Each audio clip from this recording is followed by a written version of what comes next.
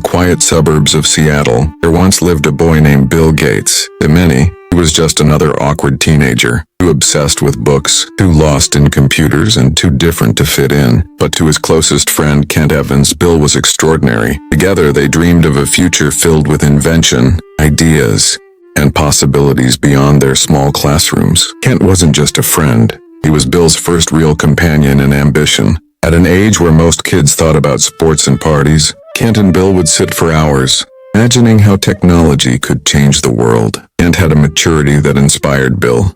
He was calm, balanced, and wise beyond his years. Bill, on the other hand, was fiery, restless, and endlessly curious. Their friendship was the perfect balance of passion and patience. But life, often cruel and unpredictable, had a different plan. At just 16, Kent died in a tragic climbing accident. One moment, Bill had a partner in his dreams, and the next he was standing in silence at a funeral, staring at a coffin that carried away, not just a friend but also a part of his own heart. It was Bill's first real encounter with death. He didn't know how to process grief. The classrooms felt emptier. Conversations seemed pointless, and the joy of dreaming with Kent was gone. For days, Bill carried the weight of sadness like a heavy stone inside him.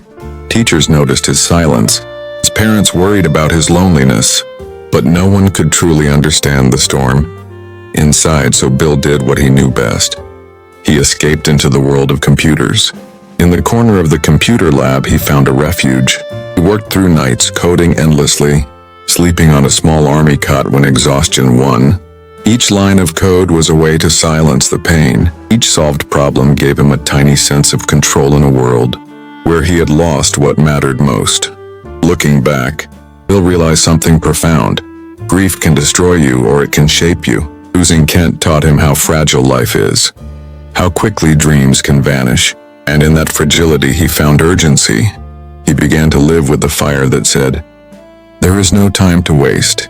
Every late night in the lab, every sleepless hour writing code, wasn't just about building Microsoft, it was about keeping Kent's dream alive. In a way, Bill wasn't working alone anymore. Kent's memory sat beside him, whispering, "Keep going, don't stop." Years later, when Bill became one of the richest men in the world, people asked him about ambition, money, and success. Few knew that behind the billions and the breakthroughs was a boy who once lost his best friend and chose to turn his grief into greatness. The story of Bill Gates and Kent Evans is more than just about wealth or technology.